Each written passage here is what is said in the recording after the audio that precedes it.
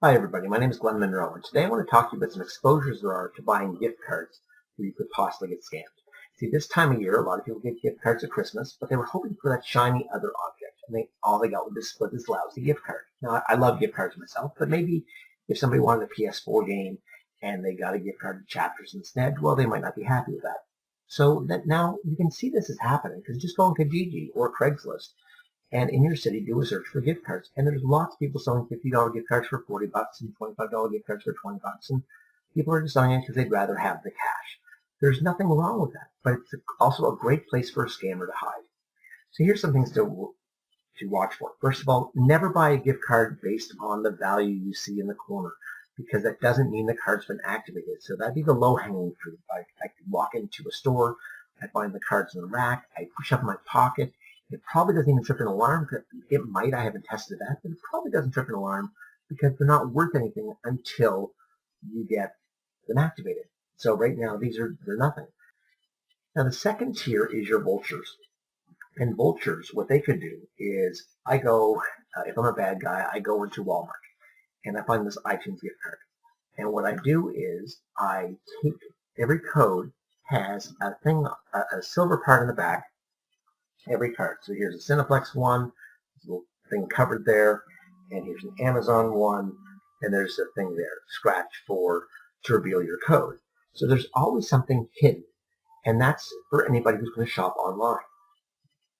So what I could do if I was a bad person is I could go into a store and take this old code and peel it off. If it's an iTunes card, if you want to zoom in, you can. I've already used this. This is a useless card. But I could peel that off, take a picture of it, and then just have a lit and put it in a prominent place. And then I'm going to just stand and kind of watch people on the iCard aisle, see when they buy it. Or maybe I'm at home just checking once a day to see if it's gone active. Because if you buy it as a gift card and then you put in a card for a birthday or something, you may not activate it right away. You may not shop with it right away. There might be a gap in time between when it's paid for and when it's redeemed. And in that gap, somebody who's a vulture who's checking the numbers may actually be able to take the balance off the card that you've paid for, that you've activated, without realizing it. If they're really good at it, what they could do is take, in the iTunes example, is like most of your scratch off, but iTunes, they're removable. It's that sticker. Now this card and this card, you'll see they've got the codes on, but the second one is a little rougher because I've taken it off and put it back on. And I've done this a couple times in just doing different takes of this video, where I take the little thing here, I peel it off, and when I'm done, if I carefully put it back on, I might be able to make it look new. Depends on how carefully I took it off. I've done it several times now, so it's looking a bit rougher, but I can make it look brand new to you, whereas other cards have a scratch. So take a look for that to see if maybe that was happening. There might be somebody who's watching and waiting and hoping. Now the next example is you want to verify that the card has value before you buy it. So I'm going to want to do that in the store. Now I can't do that with iTunes or Google Play or a Microsoft Store or Amazon. I can't do that with those places. How I'm going to buy that card from me to protect myself is you've got these $20 in gift cards. I'm going to pay 15 bucks for that. So what we're going to do is I'm going to show you I've got 15 bucks. You give me the card. I take off the code. I put it on my phone. I see that I have the balance there. Then I pay you. That's how I would buy a card where I cannot verify at a cash register that it's active and what the balance is. I would do the same thing with Microsoft or Google Play or Amazon. I'm going to make sure it's on my account and then I'll pay you for it. If you don't like that, then I'm not buying it from you. So that's how I would do an online store. But then there's the bricks and mortar stores. Now bricks and mortar stores like Cineplex, Home Depot, Superstore, Sobeys, anything like that. You need to be more concerned if I can shop online as well.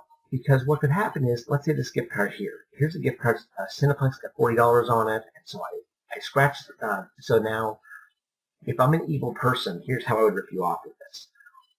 I'll say, hey, let me meet you at the theater, and we'll make the change. No, I can't make Saturday night or Tuesday night. Let's meet Monday or Wednesday. A night of the week you're likely not going to actually go to use the ticket. You want to save it on Tuesday night, cheap night, or the weekend. So I'll meet you on Monday night. Now, we'll scan it, $40 value, great. I hand you $30 for it, so Everybody's happy. You leave with a $40 gift card. The person selling it has $30 in their pocket. Everybody's happy. But was the code removed?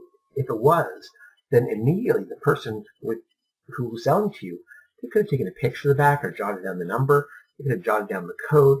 And now they could be out in their car buying movie tickets for Saturday night, draining the card of its value that you just bought.